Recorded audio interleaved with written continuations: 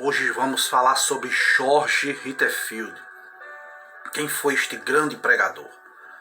George Whitefield foi o pregador ao ar livre. Um homem que viveu no período de 1714 a 1770. Um homem que foi rodeado por mais de 100 mil pessoas, homens e mulheres, que afluíram na cidade de Cambuslang, na Escócia, para ouvir o seu sermão. Os historiadores dizem que sua voz podia ser ouvida perfeitamente a mais de 1 quilômetro de distância. Apesar de ter um físico franzino e de sofrer dos pulmões, era um homem que amava o seu púlpito, era um homem que pregava nos campos e fora das cidades. Porque pregava muitas vezes, em média 10 vezes por semana, e por causa que ele fez isso durante 34 anos, sob o céu constituído por Deus, foi chamado de o príncipe dos pregadores.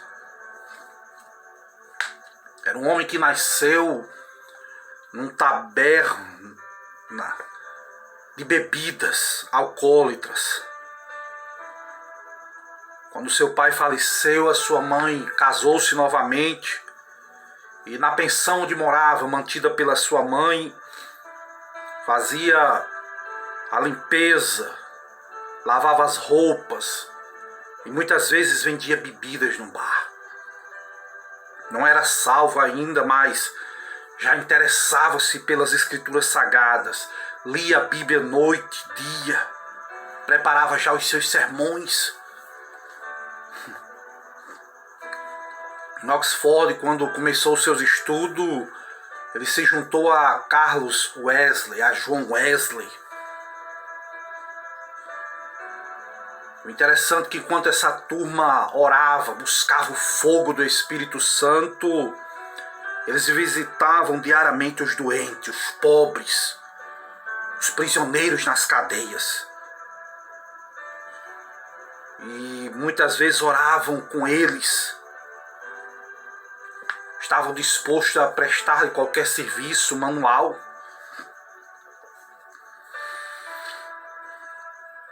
Foi um homem que foi separado para o ministério aos 20 anos de idade. 21 anos de idade foi chamado ao ministério. Cargo que só poderia ser alcançado aos 23.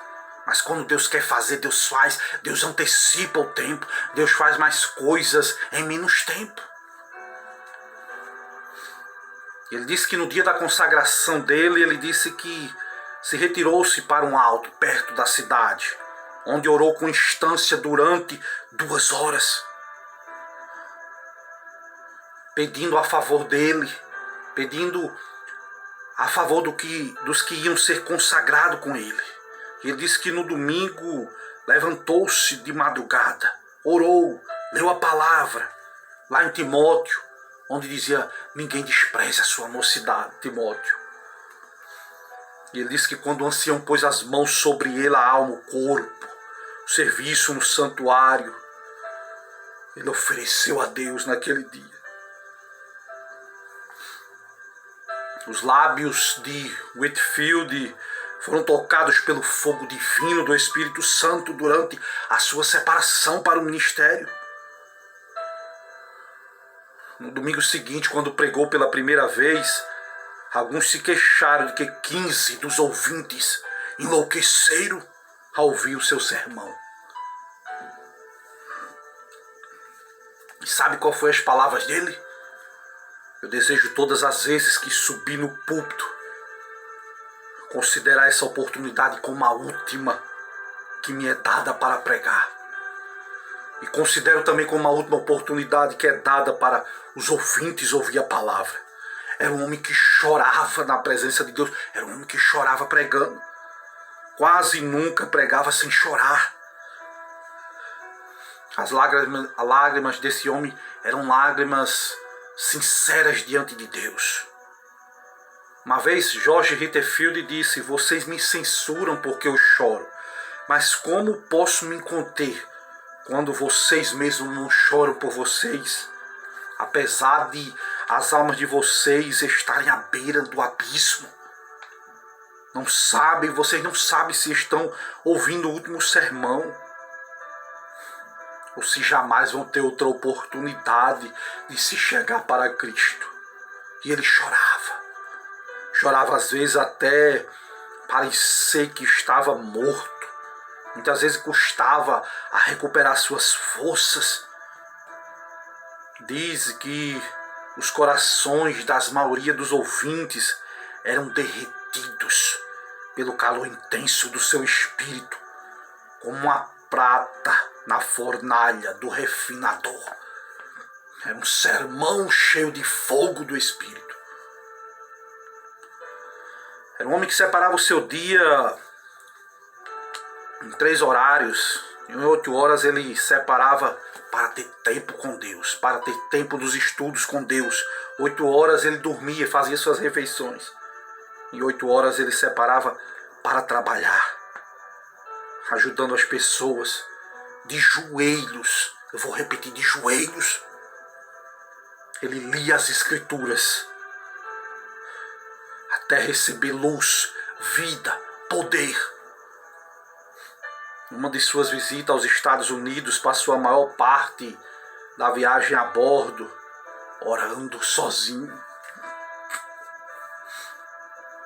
Os seus sermões eram fortes, os seus sermões eram avivados.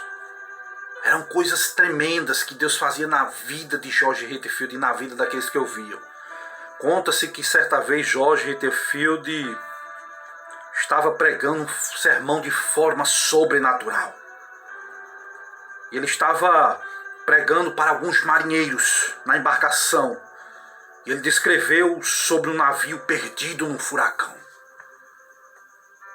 Tudo foi apresentado numa manifestação tão reais que quando ele estava prestes para dizer que o barco estava afundando, alguns dos marinheiros pularam do navio, gritando às baleiras, as baleiras.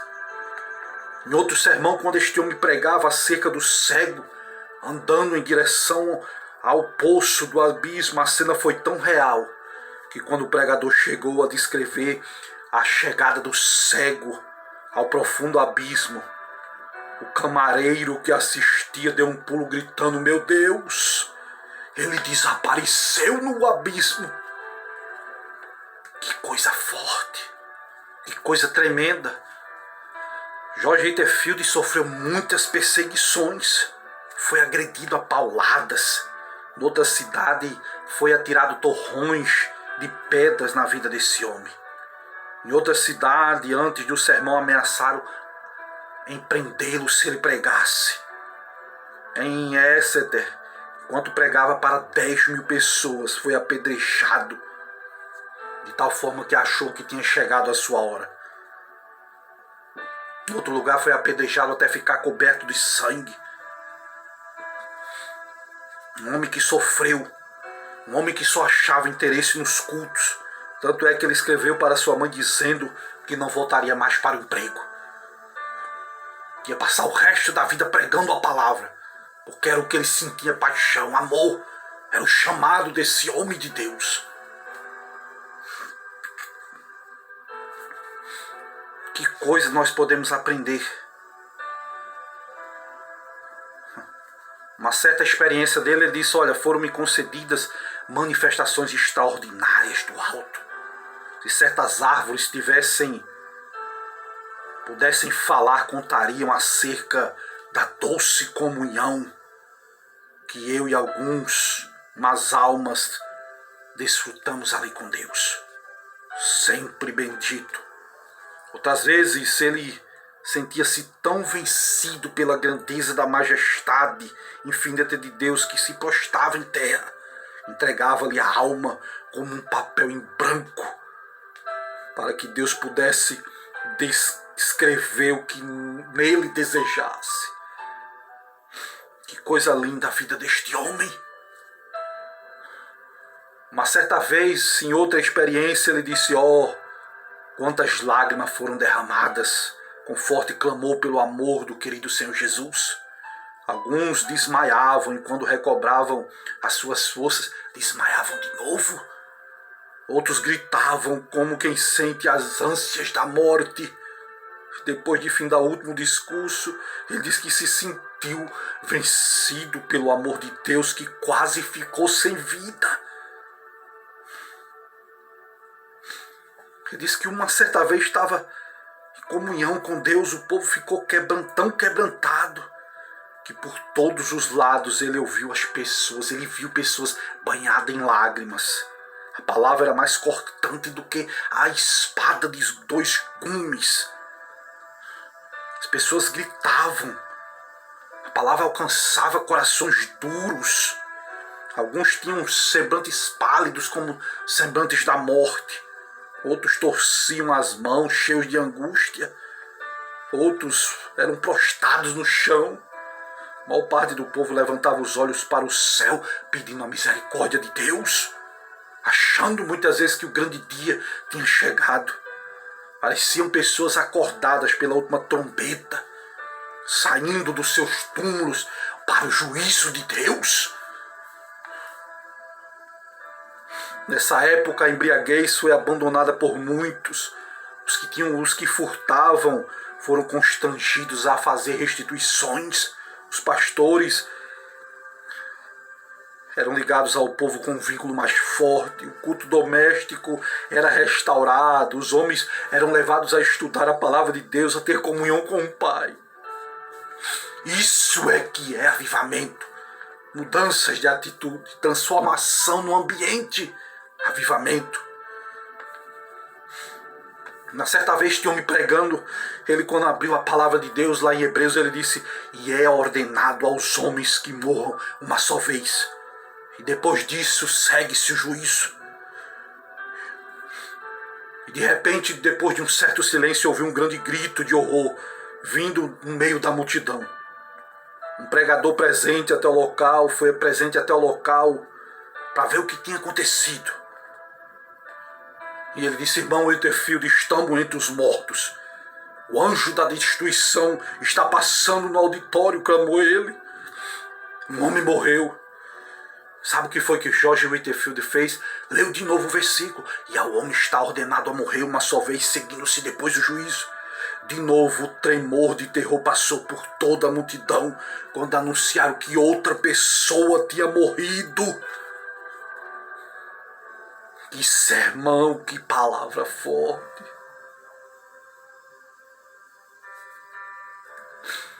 George Whitefield era um homem que dominava os seus interesses, os transformava para a glória do Senhor Jesus. Não ajuntou nada para si. Não apenas dava todo o seu ser, mas queria mais línguas, mais corpos, mais almas para Jesus. A maior parte das suas viagens à América do Norte foram feitas em prol de um orfanato que fundou ali na Geórgia. Vivia na pobreza, esforçava-se o máximo para granjear alguma coisa para o orfanato, amava os órfãos, escrevia cartas muitas vezes, chamava cada um pelo nome.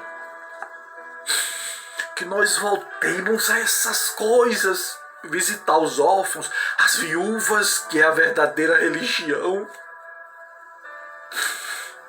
Interessante que era um homem doente, muitas vezes sofria com dores nos pulmões. Mas a história diz que um dia anterior do seu falecimento, em Exeter, perante um auditório demasiadamente grande, o poder de Deus veio sobre ele. Whitefield pregou como de costume durante 2 horas. Um dos que assistiram disse que o seu rosto brilhava como o sol, o fogo aceso no seu coração depois de um dia de jejum. enquanto a separação para o seu ministério ardia dentro dos seus ossos. O fogo da palavra, como diz lá em Jeremias capítulo 20, versículo 9. E aqui eu encerro esta palavra sobre esse homem. Um homem eminente disse a certa vez a George Rutherford: não espero que Deus chame o irmão em breve para o lar eterno, mas quando isso acontecer, vou me alegrar ao ouvir o seu testemunho. Achando que ele ia cair de cama e doente, ele ia querer ouvir sobre o seu testemunho. Sabe qual foi a resposta de George Rutherford? Então você vai ficar desapontado. Morrerei calado. A vontade de Deus é dar-me tantos desejos para testificar dele durante a minha vida, que não me será dados durante a morte. Ou seja, se você quiser ouvir meu testemunho, vá para o culto. Ouça enquanto eu estou vivo. Não espere eu ficar doente para querer me ouvir. Não espere eu querer morrer, não. Por isso que a Bíblia diz: quando ouvires a voz do Senhor teu Deus, não endureçais o vosso coração. A Bíblia diz que a nossa vida é como vapor. Como vamos saber o dia de amanhã? Não tem como saber. Nós aproveitemos as oportunidades que nos é dada de pregar o Evangelho, de ouvir o Evangelho, de se converter, de orar, de buscar, de jejuar, de clamar. Que Deus nos abençoe em nome de Jesus.